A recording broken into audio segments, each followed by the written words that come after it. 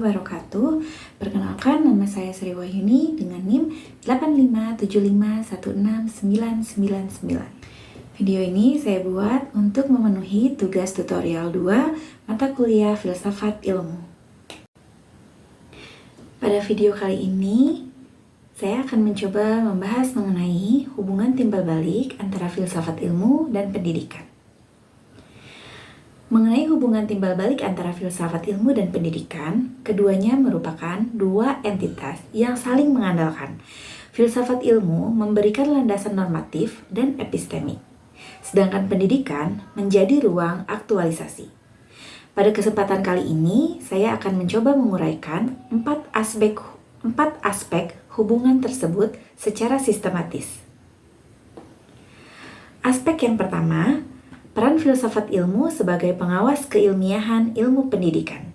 Filsafat ilmu berfungsi mengawal eksistensi, keilmiahan, dan nilai-nilai dalam ilmu pendidikan melalui 3 pilar, yaitu ontologi, epistemologi, dan aksiologi. Ontologi menjawab pertanyaan, apa hakikat objek kajian ilmu pendidikan? Jawabannya adalah manusia sebagai makhluk yang dapat dididik. Tanpa kejelasan ontologis, pendidikan beresiko direduksi menjadi sekedar transfer keterampilan. Yang kedua, epistemologi. Epistemologi menetapkan bagaimana memperoleh pengetahuan pendidikan yang valid. Dengan demikian, perumusan kurikulum dan metode pembelajaran didasarkan pada kaidah ilmiah, bukan pada asumsi atau tradisi semata. Yang ketiga, aksiologi, mengarahkan pada tujuan dan nilai yang hendak dicapai. Filsafat ilmu memastikan bahwa pendidikan tidak hanya menghasilkan kecerdasan, tetapi juga membentuk etika dan karakter. Dengan demikian, filsafat ilmu menjaga agar pendidikan tetap berada dalam koridor ilmiah, relevan, dan bermartabat. Yang kedua, pendidikan bermakna memperkuat perkembangan filsafat ilmu. Hubungan ini bersifat resiprokal. Praktek pendidikan yang bermakna dan kontekstual turut memperkaya filsafat ilmu. Ketika implementasi pendidikan inklusif menunjukkan bahwa peserta didik berkebutuhan khusus dapat belajar bersama peserta didik reguler, filsafat ilmu dituntut untuk merevisi dan memperluas konsep ontologis tentang hakikat manusia. Demikian pula kehadiran kurikulum merdeka memunculkan problem filsafat. Apakah makna kemerdekaan belajar secara ontologis dan epistemologis?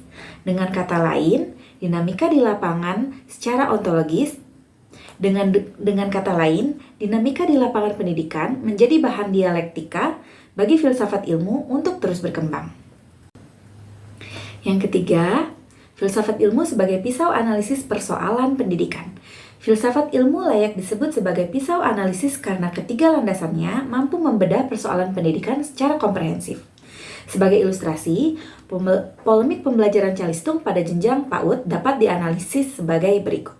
Secara ontologis, hakikat anak usia dini adalah individu yang dunia utamanya adalah bermain. Secara epistemologis, apakah klaim bahwa anak harus mampu membaca pada usia 5 tahun didukung oleh bukti ilmiah yang sahih? Secara aksiologis, nilai fundamental apa yang terdegradasi apabila hak anak untuk bermain dan berkembang sesuai tahapannya diabaikan? Melalui analisis tersebut, kebijakan pendidikan dapat dirumuskan secara lebih tajam, rasional, dan berpihak pada hakikat peserta didik.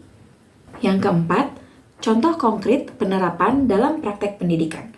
Penerapan filsafat ilmu tampak dalam berbagai ranah.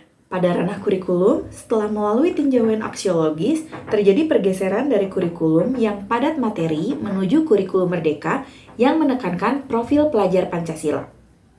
Pada ranah proses pembelajaran, berdasarkan kajian epistemologis bahwa pengetahuan dikonstruksi paradigma guru sebagai satu-satunya sumber ilmu bergeser menuju pendekatan inquiry-based learning.